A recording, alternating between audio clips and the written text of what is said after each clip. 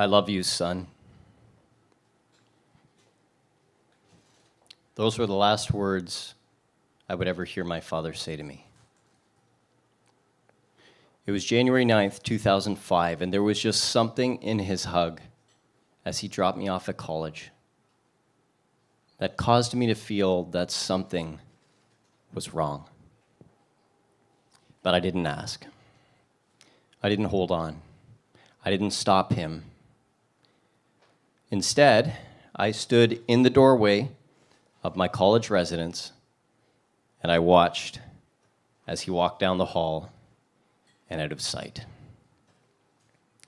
And it is a decision that I have lived to regret. The next day, January 10th, I received the news from my mother. There in the lobby of my college residence, she looked me in the eye and said, "Dominic, I have some bad news.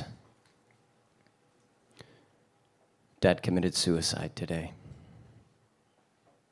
I felt a sickening feeling in the pit of my stomach as the instant replay in my mind began of the night before, standing in that doorway and not trusting my gut. The guilt of my inaction that night set in immediately. I packed some things and we headed to our family home. And I will never forget the scene as we turned onto the street of flashing lights, cruisers, ambulance, and yellow police tape all around our house. Detectives walking in and out, it looked like a homicide scene. And then I walked inside and I understood why.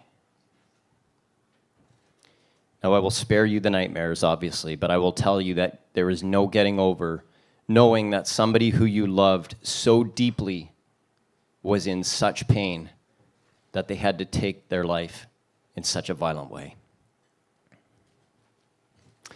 I spent the next 3 years in deep self-loathing. I hated myself. The tremendous guilt that is experienced by suicide survivors is like a prison that we hold ourselves in. We become our own judge, jury, and executioner because we believe that we could have prevented that tragedy. We believe we could have saved them. And there's not a thing that anybody else can say that would convince us otherwise.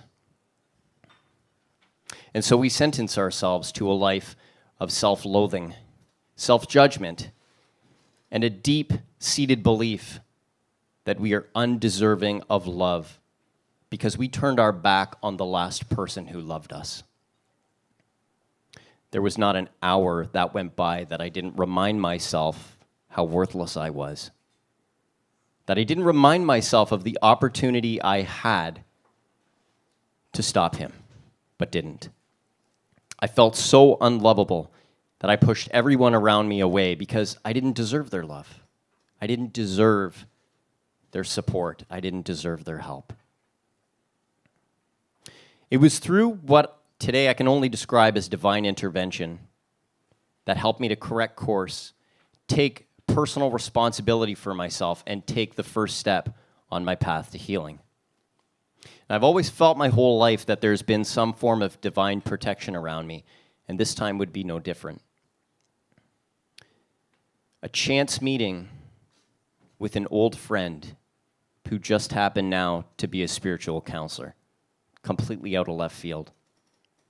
Over the course of an hour, she spoke to me in a way that I can only describe being like having weights lifted off your heart, one at a time. Her words were able to touch me in a way that nobody else has. There's really no adequate way to describe the transformation in me that occurred that night. But she saved my life.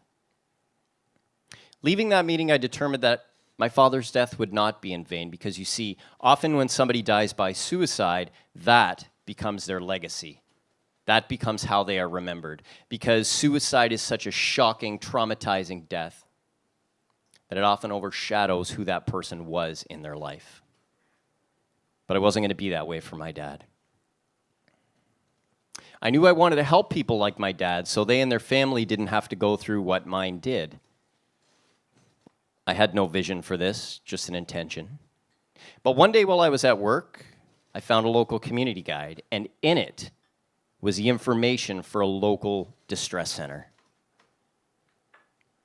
Just looking at it, I knew in my gut that this was the opportunity that I had asked for. Words are woefully inadequate to describe how my work on the lines touched me and changed me.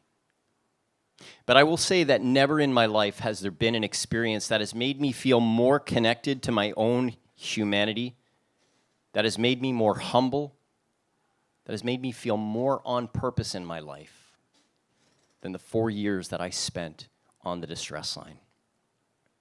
After years of self-loathing, having people reaching out to me, opening up to me in the darkest moments of their lives, and trusting, hoping that I, a complete and total, seemingly unlovable stranger, would keep them safe, if only for a few minutes.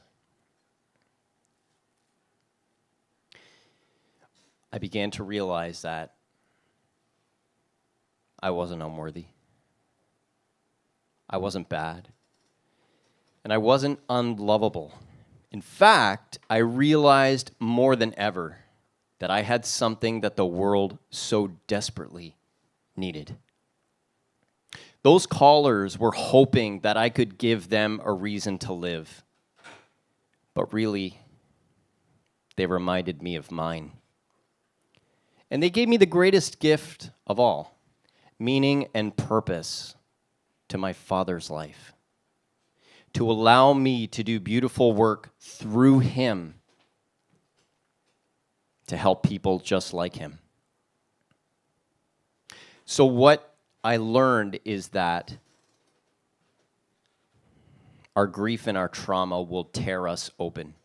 It will bring us to our knees and cause us to feel pain on a level we never even knew existed. But in its wake remained for me the opportunity that I had, that I felt obligated to follow. And that is to shine a light for those who would otherwise walk the path in darkness.